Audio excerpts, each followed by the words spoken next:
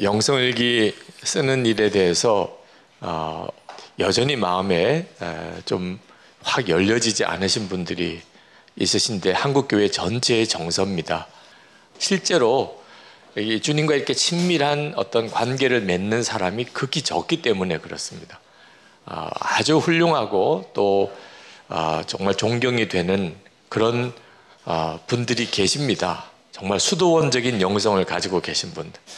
그래서 어떤 분이 저에게 충고하기를, 목사님 그 예수님과 친밀히 동행하려고 하시는 것은 너무 귀한데 그러려면 컬럼도 쓰지 마시고 세미나 같은 것도 하지 마시고 정말 기도원에 올라가셔서 주님 바라보시면서 깊이 주님을 바라보세요, 이렇게 충고해 주시는 분이 계셨어요. 충분히 그분의 말씀 충고가 귀하다고 생각이 듭니다. 맨 지금까지 그렇게 되었기 때문에요. 그런데 사실 한번 생각해 보셔야 합니다. 우리 기독교는 절대로 어떤 도인의 종교가 아닙니다. 초인의 종교도 아닙니다. 기독교, 우리 개신교에는 성자 개념이 없습니다. 캐톨릭에는 성자 개념이 있어서 교인도 아주 구분되죠. 아주 성자 같은 사람이 있을 수 있고, 그리고 대부분은 그렇지 못하다, 이런 이해를 가지고 있는데 우리도 어느 순간에 그렇게 생각하는 것 같아요. 손양원 목사님 같은 분은 아주 특별한 분이고 그게 어떻게 일반적인 교인이 되겠어요? 이런 생각을 가지고 있는 거예요. 그러니까 예수님과 친밀하게 동행할 수 있다는 것에 대한 믿음이 없으니까 실제로 그렇게 사라지지 않는 거예요. 영성일기, 예수 동행일기는 모든 교인들이 진정으로 마음에 갈망을 갖는다면, 주님과 친밀히 동행할 수 있다는 믿음을 가지고 나도 그렇게 살고 싶다면 누구든지 그렇게 되어야 저는 복음이라고 생각합니다. 복음이 어떤 분에게는 더 주님과 친밀하게 만들어주고 대부분은 그렇지 못하다면 제가 보기에는 정확한 복음이 아니죠. 왜냐하면 주님은 모든 그리스도인 안에 오셨기 때문에. 이걸 어떻게 그러면 교인들에게 실제로 그렇게 친밀함을 갖도록 도와줄 수 있을까? 그래서 생긴 게 예수 동행 일기입니다. 일기를 한번 써보십시오. 그리고 서로 쓰도록 독려해주는 목회적인 방법이 된 겁니다.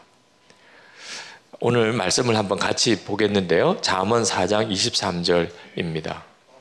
다 같이 읽겠습니다. 모든 지킬 만한 것 중에 더욱 내 마음을 지키라. 생명의 근원이 이에서 남이니라. 교인들에게 모두 다가 주님과 친밀할 수 있다고, 또 어떻게 하면 그렇게 될 수 있겠는지를 설명해 주는 데 있어서 가장 중요한 열쇠가 되는 부분이 마음입니다. 마음을 정확히 이해하지 못했기 때문에 내가 주님과 친밀할 수 있다는 것에 대해서 믿어지지도 않고 또 그 방법도 모르겠고, 그러니까 깊은 영적인 좌절감 속에 있는 거예요. 예수님께서 우리 안에 오셨어요. 예수님 어디서 만나죠? 많은 교인들이 그 점에 대해서 명확하게 몰라요. 예수님을 어디서 만나죠? 새벽기도 와서 만납니까? 예배당 기도실에서 만납니까? 마음이에요. 이미 우리 마음에 예수님이 오셨어요. 고린도후서 13장 5절에 너희는 믿음 안에 있는가? 너희 자신을 시험하고 너희 자신을 확정하라. 예수 그리스도께서 너희 안에 계신 줄을 너희가 스스로 알지 못하느냐? 그렇지 않으면 너희는 버림받은 자니라. 어제 읽은 요한계시록 3장 20절, 볼지어다 내가 문 밖에 서서 두드리노니 누구든지 내 음성을 듣고 문을 열면 내가 그에게로 들어가 그와 더불어 먹고 그는 나와 더불어 먹으리라. 데살로니가 후서 3장 5절에 주께서 너희 마음을 인도하여 하나님의 사랑과 그리스도의 인내에 들어가게 하시기를 원하노라. 예수 믿는다는 게 뭔가? 포도나무와 가지라. 주님은 포도나무고 우리는 가지기에 우리가 주님 안에, 주님이 우리 안에 계시는 것을 말씀하고 있잖아요. 그러니까 마음이 내가 예수님을 만나는 곳이다 하는 사실을 명확하게 알게 되면, 그러면 이제 예수님을 찾아서 내가 마음에 방황을 할 이유가 없습니다. 이미 내 마음에 와 계신 거죠. 문제는 우리가 마음을 너무 소홀히 하고 있다는 겁니다. 자, 오늘 세미나에 이렇게 오실 때 솔직히 뭐 이렇게 큰 무슨 파티나 무슨 중요한 행사가 아니고 여러분이 강사도 아니지만 그래도 기본은 있죠. 기본은. 그죠? 뭐 머리도 이렇게 좀 너무 잠자다가 막 나온 사람 같지 않아야 되잖아요. 그죠? 얼굴도 좀 바를 것도 바르고, 옷도 그냥 누가 보기에는 잠옷인가 이렇게 생각하는 걸 입고 오면 안 되잖아요. 꽤 신경 쓰이죠. 이렇게 한번 외출을 해서 이렇게 나올 때 어떻게 신경이 안 쓰이겠어요. 그런데 이렇게 내 외모를 신경 쓰는 만큼 마음도 신경을 쓰셨나요? 사실 성경을 읽어보면 외모보다도 마음이 더 중요하다고 수없이 강조하고 있습니다. 하나님이 보시는 것은 외모가 아니요 우리의 마음의 중심이라고 그렇게 말씀하셨어요. 우리가 그 점을 모르는 바가 아닌데도 우리는 그냥 저절로 외모 신경 씁니다. 심지어 마음은요, 아마 이 시간에 서로 마음을 열어볼 수 있다면 아마 기절초풍할 분도 앉아 계실 수도 있어요. 전혀 관리 안 해요. 뭐 미운 마음, 화난 마음, 뭐 음란한 생각, 뭐 욕심, 뭐 두려움, 절망, 자살하고 싶은 생각, 별의별 마음 가지고 얼굴만, 거울 쳐다보고 외모만 괜찮으면 그냥 나와요. 예배드리도 나오고. 이렇게 되어지는 것이 문제라는 거예요. 제가 교인들을 본의 아니게 참 속이고 살았어요. 정말 본의가 아니에요. 제가 착하게 생긴 것 때문에 착한 줄 아는 거예요, 저를. 그래서 교인들이 저를 보면 교회 이름하고 딱 맞대. 절대로 그게 아니에요. 저 때문에 이름이 그렇게 정해진 거 절대 아닙니다. 그런데도 사람들이 그렇게 말하는 이유는 순전히 제가 착하게 생긴 것 때문에. 여러분, 착하게 생긴 거하고 사람이 착한 거하고는 완전히 다른 거예요. 경험 안 해보셨습니까? 완전히 다른 문제예요. 저는 저 자신이 너무 악해서 사실 고민이었어요. 교인들은 저를 보면 좋은 목사처럼 보는데 자기는 자기가 알잖아요. 내 속의 마음은 왜 이 모양일까? 더럽고 교만하고 음란하고 너무 욕심 많고 나 중심이고 게으르고, 이거 언젠가는 드러날 거 아니겠어요? 하나님 앞에 가면 다 드러나지 않겠어요? 그때 우리 교인들은 얼마나 배신감을 느낄까? 아, 이게 유기성 목사의 실체였어? 이럴 거 아니겠어요? 목사 그만해야 되겠다. 어떻게 설교해요? 내 마음이 그런데 이거 해결이 안 되는데 차라리 그냥 교회 사찰하는 게 훨씬 낫겠어요. 마음 편안할 것 같아요. 그래서 목사 그만할 뻔했습니다. 차라리 내려놓는 게 정직하겠다. 그런데 주님이 저에게 말씀을 통해서 제 고민의 문제를 터치하셨어요. 요한복음 13장 2절에 보면 가룟 유다가 예수를 팔 때의 이야기가 나옵니다. 그때 이렇게 말씀해요. 마귀가 벌써 시몬의 아들 가룟 유다의 마음에 예수를 팔려는 생각을 넣었더니, 제가 이 말씀을 읽고 깜짝 놀랐어요. 아, 마귀가 생각을 넣어주는 존재구나. 그러면 지금 내가 가지고 있는 이 말도 안 되는 생각, 목사인데 그렇게 정말 살고 싶지 않은데 이렇게 엉뚱하고 더럽고 악한 생각을 품고 내가 이렇게 좌절감에서 목회를 해야 되는, 이게 도대체 어떻게 된 역사인지에 대한 눈이 열리는 것 같아서요. 그 다음부터 비로소 대적하기 시작했어요. 가룟 유다 몰랐을 거예요. 마귀가 예수를 팔려는 생각을 넣어준 줄 가룟 유다가 알았다면 가룟 유다는 절대 그렇게 안 했을 겁니다. 몰랐으니까. 그게 제 문제더라고요. 그래서 그때부터 정말 말도 안 되는 생각이 말도 안 되는 상황에서 내 마음속에 떠오를 때 대적하기 시작했어요. 그전에는 고민만 했어요. 괴로워하고 숨기고. 근데 그때부터 사탄아, 내게 그런 생각 주지 마. 내게서 떠나가. 대적하기 시작하고 난 다음부터 제 마음과 생각에 놀라운 견고함이 생겼어요. 여러분도 끔찍한 생각, 정말 말도 안 되는 생각, 부부 사이에도 말 못해요. 내가 그런 생각을 했었다는 거예요. 부모 자녀 사이에도 말 못하는 그런 생각으로 인해서 좌절하고 낙망한 적 없습니까? 솔직히 죽고 싶은 생각, 죽이고 싶은 생각 가져본 적 없나요? 네. 어느 목사님 하나님 앞에 기도할 때, 하나님, 제가 이 교회 은퇴할 때 정말 나 힘들게 한 사람 5사람은 이야기하고 은퇴하게 해주세요. 하나님의 허락을 안 해주시더래요. 3사람만 그러면, 하나님 3사람만. 사실 우리가 목회하면서 사람 때문에 엄청 마음이 시달리고 힘들잖아요. 네. 이 생각이 드러나면 끔찍하잖아요. 내가 누구 때문에 힘들었다 말하는 순간에 일단 그는 정말 큰 문제에 부딪히는 거죠. 네, 이제는 알아야 돼요. 이것이 어떻게 해서 일어난 것인지. 우리는 우리 마음이 중요한 걸 별로 몰라요. 이해가 안 될 정도로 몰라요. 그런데 마귀는 알아요. 마귀는 우리가 예수님을 마음에서 만난다는 것을 너무나 잘 아니까 먼저 우리 마음을 사로잡는 겁니다. 바리새인들이 그렇게 외적으로 경건했는데도 예수님 보시기에는 독사의 자식. 왜? 그 마음을 딱 보니까. 요한복음 5장 42절, 하나님을 사랑하는 것이 너희 속에 없음을 알았노라. 너희 속에.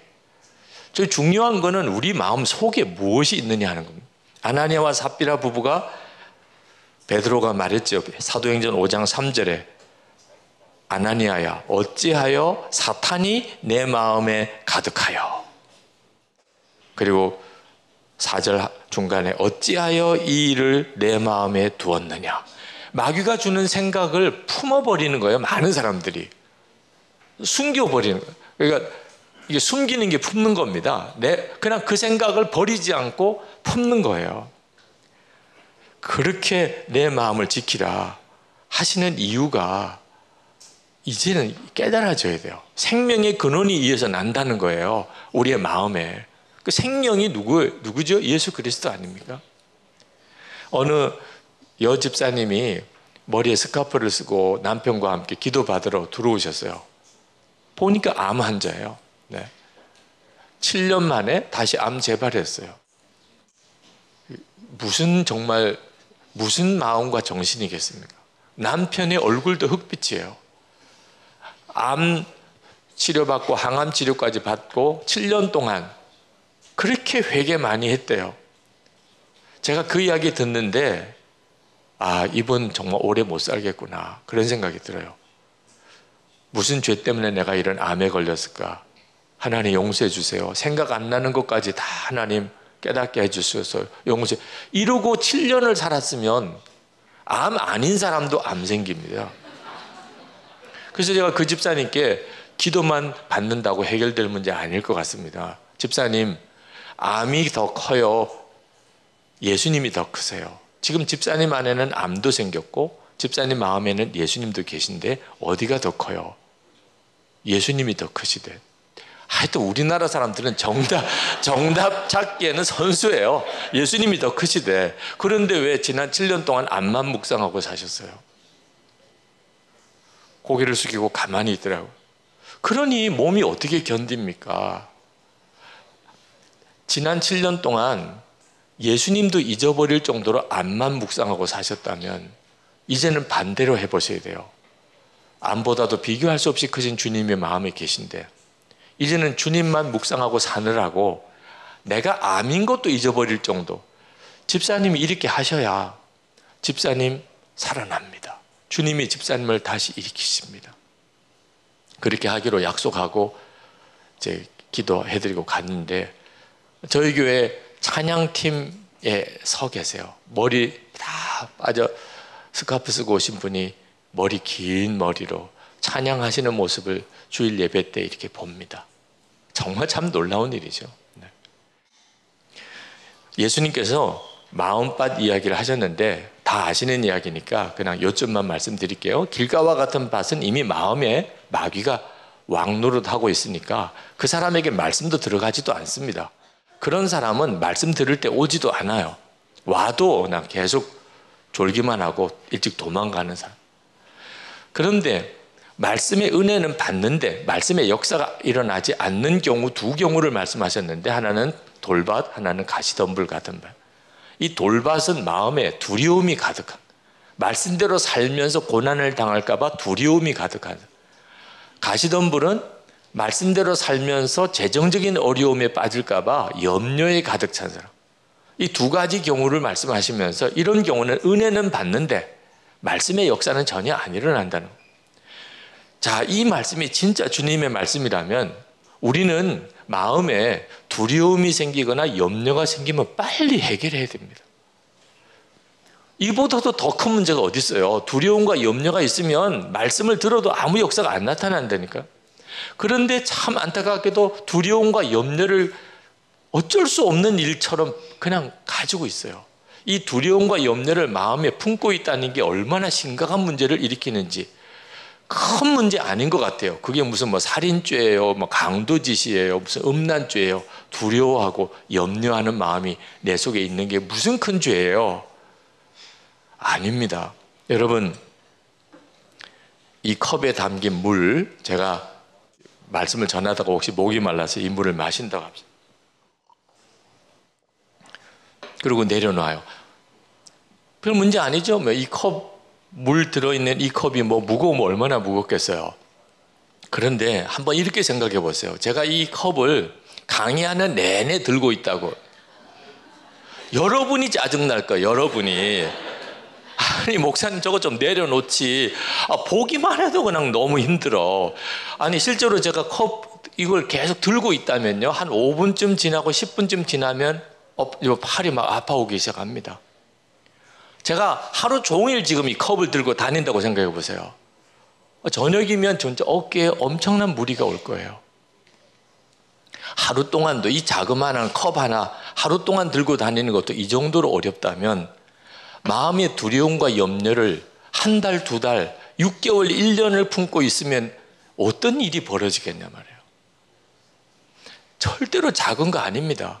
두려움, 염려 절대 그걸 품고 사니까 못 견디는 거예요. 우리 자신이.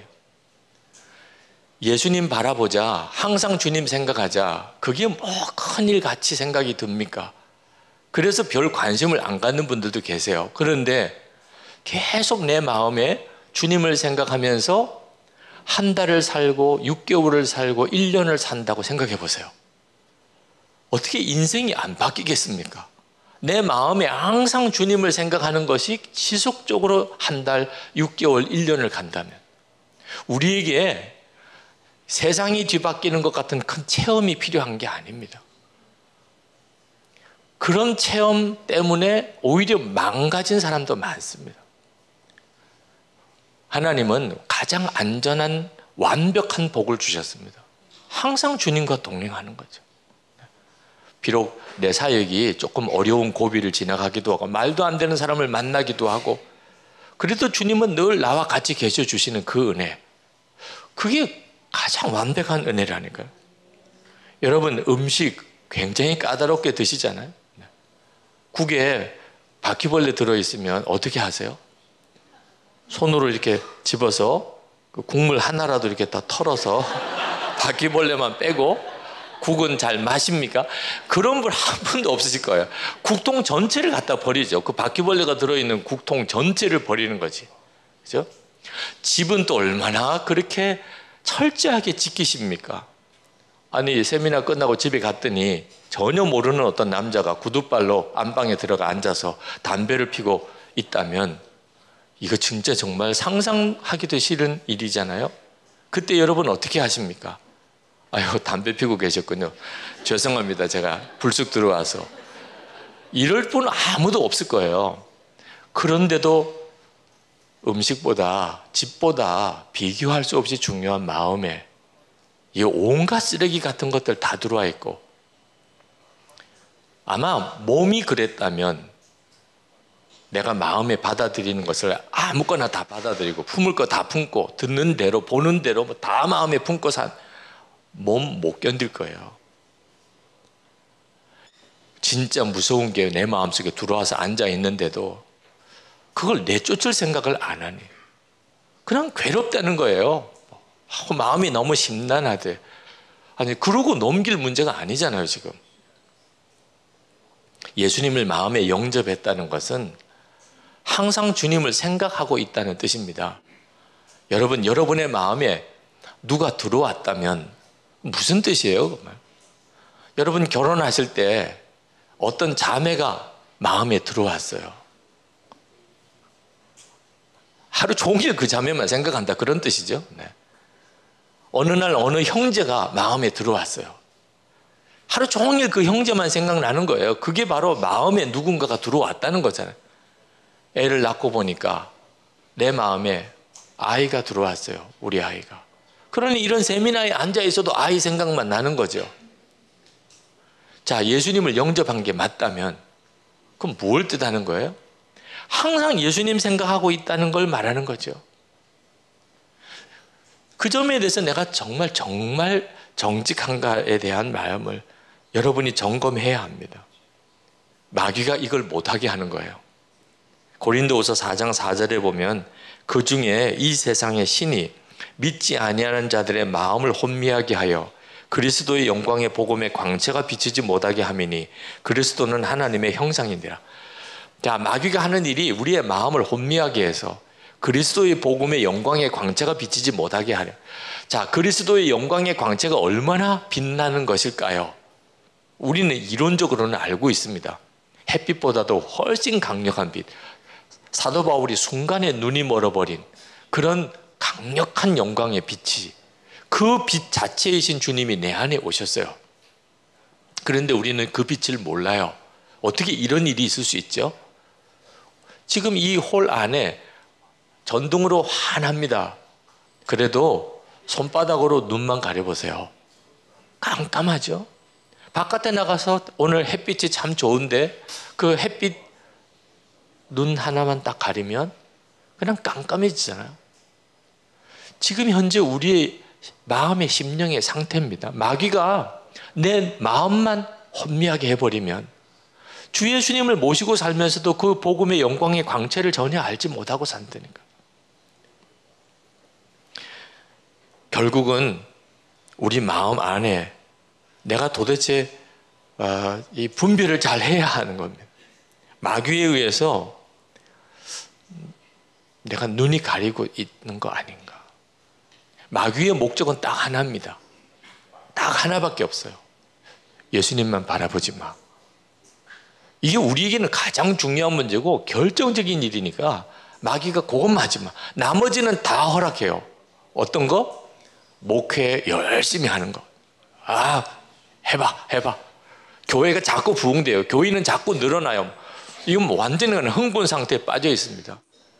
계속해. 예수님만 생각하지 마. 예배 드릴 때도 예수님 생각이 안 나요. 누가 왔나? 얼마나 왔나? 성가대 잘하나? 안내는 제대로 섰나? 설교에 다 듣고 있나? 조는 사람은 없나? 하여튼 예배 드리는 내내 교회 어떻든지 성장하고 이번 주는 다 지난주보다 많이 와야 되고 주님만 생각 안 해요. 입으로는 계속 주님을 전하면서도 당신은 주님을 생각 안 해요. 그렇게 신학 공부 열심히 하시는 교수님 얼마든지 하게 해요. 얼마든지. 이것도 해야 되고 저것도 공부해야 되고 이 책도 읽어야 되고 사역 열심히 하시는 선교사님 선교 현장에서의 사역이 막 확장되면 얼마나 흥분돼요. 얼마든지. 그랬던 분들이 한순간에 무너지는 일은 도대체 어떻게 설명을 해야 됩니까? 목회를 해도 그렇게 정말 성공적으로 잘 하신 것 같고 그냥 교수가 아무나 됩니까? 그렇게 선교 사역 열심히 하시던 그런 분들이 어떻게 한순간에 무너지냐 말이에요. 주님과 함께 하는 것에 대해 눈이 안 뜨인 사람 어떻게 할 수가 없어요. 네. 이 세상적으로 성공이 되고 나면요 그러면 속에는 더 공허해진다고 그래요. 진짜 주님을 만나지 못한 사람은 감당을 못합니다. 이 세상의 성공을. 그래서 설교에 큰 은혜를 끼치고 그날 밤에 무너지는 부흥사들이 많아요. 막 엄청난 역사가 일어났어요. 막 아멘 소리도 뜨겁고 손을 얹으면 사람들이 쓰러지고 병자가 고침받고 엄청난 역사가 일어났어요. 다 끝났어요. 오늘 저녁에 이제 다 끝나고 갑자기 허탈해지는 거예요. 이 능력과 은사 가지고 사람은 진정한 기쁨을 누리지 못합니다. 마귀가 그렇게 하려고 하는 거예요. 주님만 바라보지 마. 예수님만 바라보지 마. 스캔들을 일으키는 많은 분들 그래서 그렇게 되는 거죠. 그 마음에 주님을 바라보는 눈이 딱 가려버리니까 그렇게 순간에 무너지는 거예요. 자, 그러면 어떻게 하면 마음을 지킬 수 있을까? 그래서 예수 동행 일기를 쓰는 겁니다. 쓰고 나누라고 하는 거예요. 쓰고 나누라. 예수 동행 일기를 쓰기 시작하면서 가장 놀랍게 경험되는 게 내 마음이 이게 보통 심각한 문제가 아니구나. 써보니까 아는 거예요. 써보니까. 하루를 지나고 끝났을 때까지만 해도 몰라요. 근데 아침부터 저녁까지 주님을 얼마나 바라보았는지를 한번 확인해 보니까 내가 지금 심각한 문제네. 주님은 전혀 생각도 못하고 내가 도대체 무슨 생각하고 하루를 살았던 거야? 그러니 일기 쓰는 것도 쉽지 않아요. 뭘 잘했다, 놀랍다, 뭐 간증거리 이렇게 쓰면 참 좋은데. 그래서 프랭크 루박의 편지를 읽으시라는 거예요. 왜? 그분도 1월, 2월, 한 달, 2달 동안 그렇게 힘들다, 안 된다, 못한다 그렇게 썼던 거예요. 여단계를 거치는구나. 그런데 이걸 진짜 두려워하는 분들이 계세요. 어느 목사님, 나는 절대로 예수 동행 일기 안 쓰시겠다고. 그렇게까지 또 거부할 이유는 또 뭘까? 이런 생각이 들더라고. 도대체 이 목사님이 왜 이렇게 극단적으로 말씀하시고 도대체 그 속마음이 뭐길래 무슨 마음을 가지고 있길래 도대체 나는 절대로 안 쓸 거야 이러시는지. 어느 목사님이 굉장한 고민에 빠져서 의논을 하시는데 교회 안에 술렁술렁하는 어떤 영적인 좀 미혹이 있다는 겁니다. 교회 나온 지 얼마 안 되는 새 가족인데 무슨 은사를 받았다고 사람들을 보면 속이 보인다는 거예요. 투시의 은사가 있다는 거예요. 그래서 뭐 당신 어제 무슨 일이 있었죠? 뭐 지난날에 무슨 일이죠? 요즘에 무슨 생각하죠? 뭐 이러고 돌아다니니까 교인들이 막 너무 힘들어 한다는 거예요. 그래서 이 사람이 진짜 성령의 은사를 받은 건지 목사님이 좀 분별해 달라고 그래서 오늘 만나기로 했다는 거예요. 무섭다는 거예요. 근데 분별을 하겠다고 오라고는 했는데 자기를 딱 보는 순간에 목사님 마음에 뭐가 있지요? 뭐 어제 무슨 일이 있었죠? 이렇게 나오면 이걸 어떻게 하느냐는 거예요. 생각해 보니까 걱정될 만도 하더라고요. 네. 근데 이게 참 우리가 이렇게 엉터리 같아요. 내 마음에 와 계신 예수님은 하나도 안 무섭고 이미 내 마음에 와 계신 예수님은 하나도 안 무섭고 무슨 뭐 들여다 본다는 사람은 무섭고 이게 우리의 심각한 문제죠. 이게 언제까지 이렇게 살 거예요? 우리의 마음이 복잡 미묘하게 이렇게 되어져 있는 이유는 마음을 열지 않아서 그런 겁니다. 그동안에 마음 안 열고 계속 마음만큼은 절대로 보여줄 수 없어. 이렇게 살았으니까 내 속이 이렇게 엉망이 된 겁니다.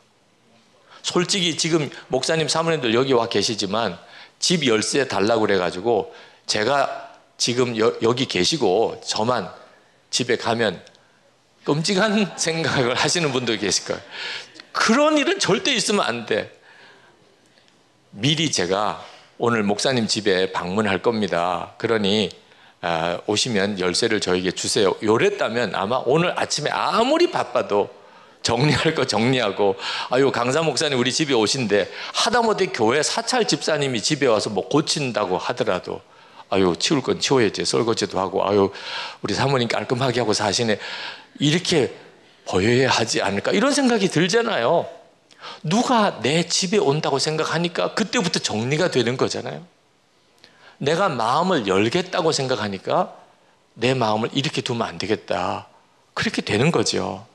저는 예수 동행일기를 쓰면서 매일 저녁에 영적으로도 샤워를 하는 것 같아요. 샤워하고 자지만 몸을 씻지만 영적으로도 영성일기를 쓰면서 오늘 하루 내가 마음과 생각에는 문제가 없었으며 주님과 동행에는 오늘 이상이 없었는지를 한번 이렇게 점검하면서 그날을 정리해요. 어떤 분들은 그래요. 일기를 공개하라고 그랬더니 목사님 도무지 이게 공개해서는 안 될 내용들까지 어떻게 다 공개하고 삽니까? 영성일기는 이 예수 동행일기는 내가 오늘 누구랑 싸웠다, 무슨 큰 죄를 지었다, 이런 것을 미주알 고주알 다 써서 나누라는 게 아닙니다. 내가 얼마나 예수님을 바라보고 살았는지를 점검하는 것뿐이에요. 그러니까 사실 구체적인 사람의 실명을 거론하거나 무슨 사건을 이야기해서는 안 될 상황이 있죠. 이 공개하면 안 되는 문제가 있죠. 우리 주님이 그걸 모르실까요? 오늘 참 힘든 일이 있었습니다. 정말 마음으로 새기기도 어려웠습니다.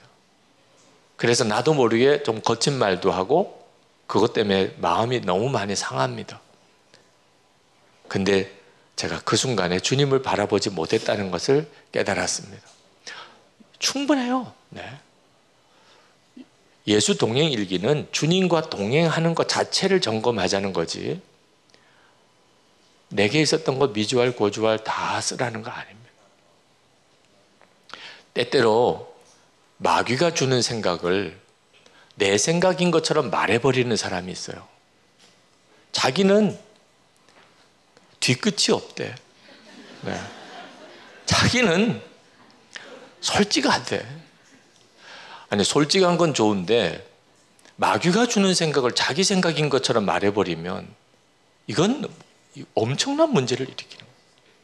지금 이 생각이 마귀가 주는 생각인가 분별해 보고 점검한 다음에 마귀가 주는 생각이지, 그러면 정리를 하고 그리고 나눠야죠. 죽이고 싶어 이렇게 써버리면 그건 완전히 미혹을 받은 거죠. 저도 영성일기 쓰면서 도무지 오늘은 못 쓸 것 같아, 이런 날이 있더라고. 오늘은 못 쓸 것 같아. 근데 그날을 써야 되는 거예요. 오늘은 못 쓸 것 같아 라는 날이 그날을 써야 되는 날이에요. 왜냐하면 무슨 심각한 문제가 있는 것을 그날 밤으로 품고 넘어가 버리면 그 다음에는 엄청나게 자라버립니다. 그날 해결해야 돼요. 자, 저는 퇴로가 차단된 사람이라 안 쓸 수가 없어요. 쓰자니 그 마음으로는 일기를 못 써요. 그러니 기도해야죠. 주님 저 너무 힘들어요. 근데 참 놀랍죠. 그렇게 주님께 기도하면 주님이 분별을 주세요. 이 일은 마귀로부터 온 역사구나. 주님은 이렇게 깨닫게 하시는구나. 그래서 이제 마음의 정리가 돼 회개가 터지기도 하고, 때때로는 감사가 이제 고백이 되기도 하고, 내가 다른 사람에 대해서 이렇게 품어지기도 하고, 그걸 쓰는 거예요. 네. 오늘 참 힘들고 어려운 일이 있어서 정말 내 마음이 뒤집어지고 저녁 늦게까지 해결이 안 됐었는데, 근데 기도 중에 주님이 내게도 잘못이 있었다는 걸 알게 하시고, 그래서 정말 회개했으며 이제 이렇게 쓰게 되는 거예요. 예수 동행 일기가 이렇게 공개를 해야 되는 일기 성격이기 때문에 더 내 마음을 지키는데 딱 좋은 거예요. 어느 부목사님 한 분이 결혼식 주례 요청을 받으셨어요. 처음 이제 결혼 주례를, 교인 주례를 하는데, 근데 마음에 어떤 생각이 불쑥 들어오냐면, 이렇게 결혼식 주례를 하면 감사하다는 사례를 주지 않을까, 그런 생각을 왜 하나 몰라. 하여튼 그런 생각이 탁 떠오르더래요. 그래서 괜히 마음이 이렇게 설레더래. 결혼식 주례를 그래 하겠다고 해놓고 마음에 혹시 감사하다는 사례를 혹시 주지 않을까. 그래서 이제 사모님하고도 이야기를 했어요. 그랬더니 사모님도 또 너무 흐뭇하지요. 네. 그래서 하나도 우리도 다 정말 경제적으로는 다 빠듯한데, 그러면 좋겠다 이런 생각을 이제 피차에 하시고는 열심히 이제 결혼식 준비도 하고 설교 준비도 하시고 이제 주례를 했습니다. 잘 마쳤어요. 이제 끝나고 예식장을 나오는데, 이제 지금쯤 줄 때인데 이런 생각이 이제 드는데, 아니나 다를까 그 혼주 되시는 집사님이 막 쫓아오더래. 이제 주례하신 목사님 가신다고. 그런데 진짜 인사만 하고 가시는 거예요. 얼마나 마음이 허전한지. 그래서 혹시 이제 아내도 기다리고 있을지 모르니까 아내에게 문자로 아무것도 안 주신다 이렇게 저를 보냈어요. 근데 그걸 아내에게 보내야 되는데 그 집사님 카톡으로 보낸 거예요. 순간 보니까 그 집사님에게로 보냈어요, 자기가. 정말 그때부터 머리가 하얘지더래요. 내가 지금 이게 무슨 일을 저지른 거야. 수습이 안 돼요. 지금 이 내용이 지금 무슨 내용인지를 어떻게 설명해요, 그 집사님한테. 집에 돌아와서 사모님에게 그 이야기를 했어요. 사모님도 그냥 정말 너무 가슴이 철렁내란. 그래서 사모님은 그래도 지혜로워서 여보, 절대로 이것은 숨기거나 없던 일처럼 할 수 있는 게 아니에요. 당신이 그 집사님 만나서 솔직하게 이야기하세요. 잘못했다고 이야기하세요. 그때 목사가 할 수 있는 게 따로 있지. 그 순간에 사실 내가 돈을 조금 바랬고 뭐 이런 이야기를 어떻게 해요. 정말 너무너무 답답해서 나는 이제 이 교회에선 끝났다 그렇게 생각하는데 그날 제자 훈련을 해야 돼요. 도대체 제자 훈련을 어떻게 하냐 말이에요. 제자 훈련 받으려고 남자 집사님들이 쭉 모였는데 고백했습니다. 저 오늘 이런 사고 쳤습니다. 저는 여러분들에게 제자 훈련을 할 수 있는 목사가 아닙니다. 제가 담임 목사님께 보고 드리고 다른 분이 제자 훈련을 이어가실 수 있도록 그렇게 하겠습니다. 그러니 그 집사님들은 또 어때요? 담당 목사님이 그냥 그렇게 사고친 이야기를 하고 그러니 다들 고개 숙이고 말도 못하고 있는데 어느 집사님 한 분이 목사님 감사합니다 그렇게 말씀해 주셔서 솔직하게 목사님의 실수, 목사님의 연약함 다 말씀해 주셔서 우리는 그와 비교도 안 되는 일을 저지르고 삽니다. 근데 목사님이 그렇게 말씀해 주셔서 저희들이 오히려 위로를 받습니다. 목사님 오늘 제자 훈련 해주세요. 저희들은 목사님으로부터 배우고 싶습니다. 이렇게 해서 제자 훈련은 했는데 난감한 거예요 이제. 그래서 이제 그 집사님한테 천상 만나서 집사님 정말 입 안 떨어지는 이야기를 했어요. 그런 생각을 했었고 그래서 제 아내에게 보낸다는 게 그만 집사님에게로 갔고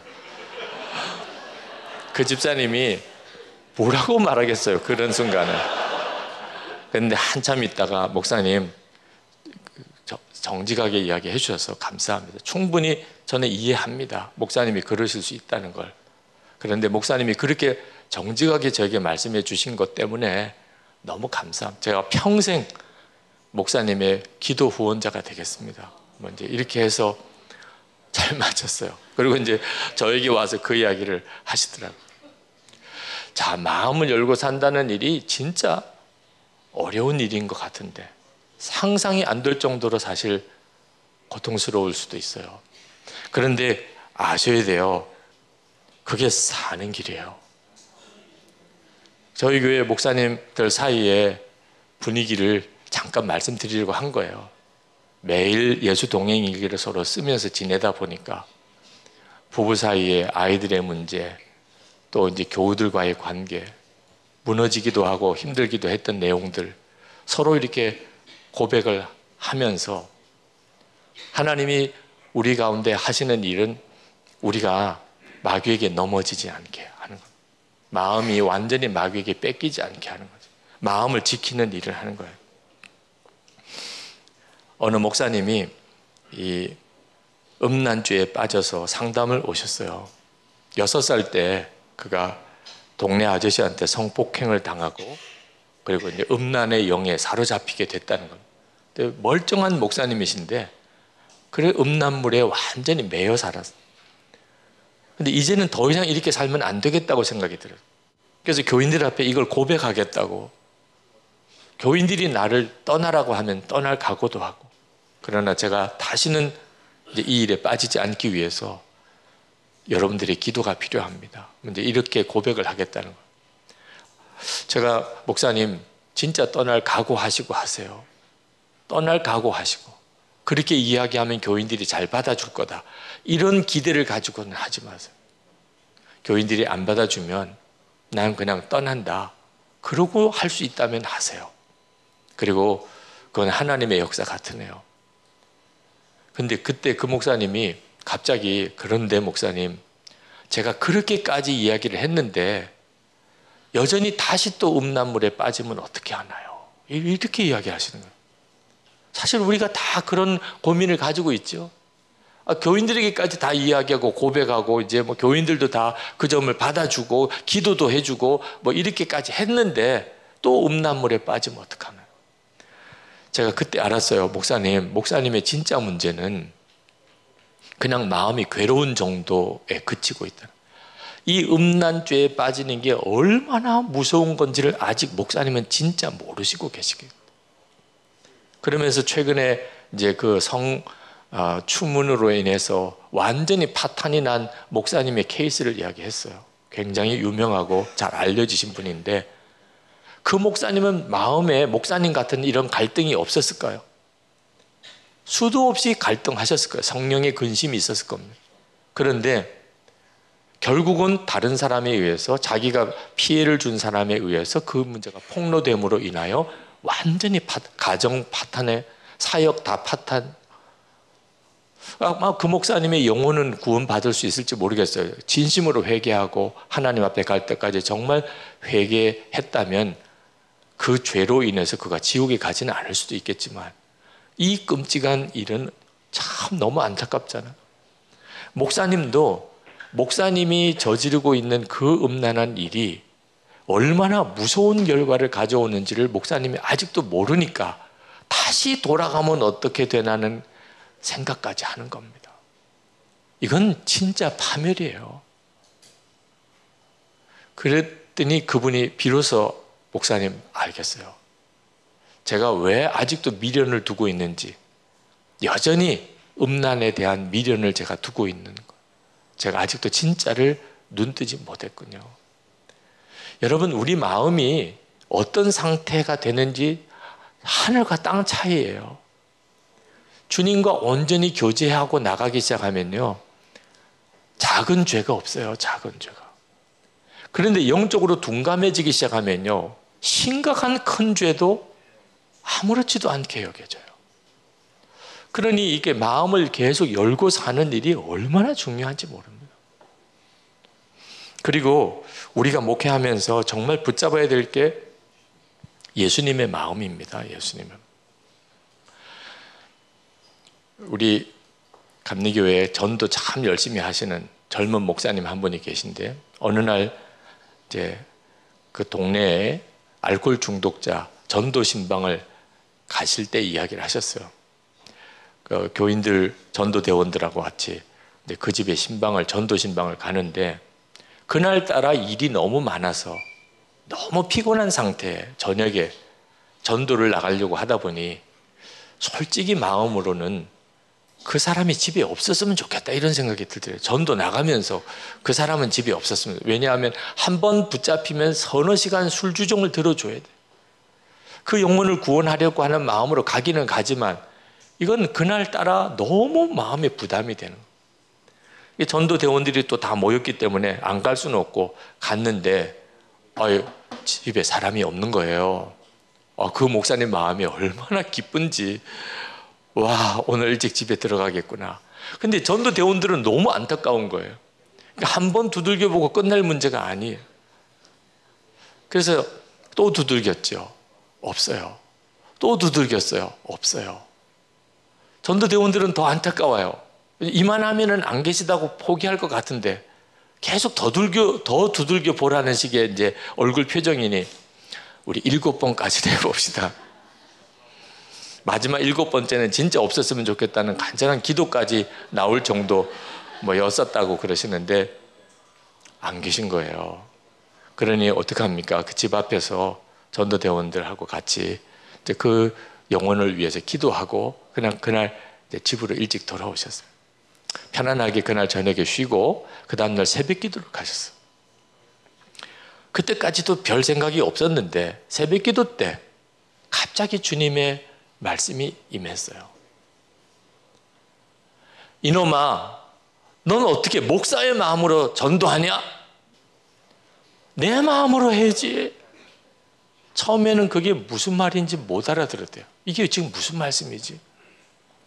어제 전도할 때 그때 가졌던 우리 목사님의 생각이, 야, 전도 목사의 마음으로 하면 이렇게밖에 못하는 거구나.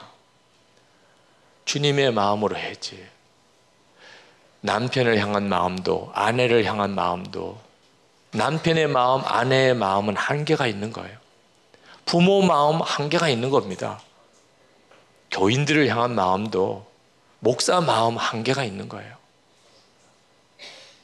예수님이 괜히 우리 안에 오신 게 아니잖아요.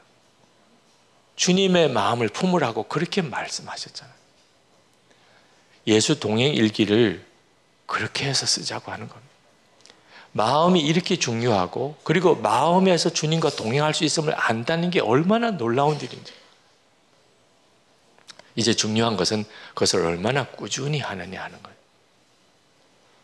이번 세미나 이제 아주 중요한 단계가 하나 남았는데요. 예수 동행 일기를 실제로 써보는 일엔 여기 참석하신 여러분들의 결단에 달려있는 거예요. 어떤 분은 꾸준히 쓰실 분도 계시고, 어떤 분은 그냥 세미나 들은 것으로 의미를 찾으시는 분도 있으시고, 이거 정말 권해드리고 싶어요. 어느 한순간에는 이 일이 시작돼야 됩니다. 예수 동행. 이제 내 삶의 모든 것은 예수님과의 동행이라. 그런데 그것을 매일 일기로 체크하고, 그리고 뜻이 맞는 사람들끼리 서로 함께 가자. 이 결단이 어느 시점쯤에는 시작이 되어야 1년이 지나고 3년이 지나고 7년이 지나면 역사가 있는 거예요.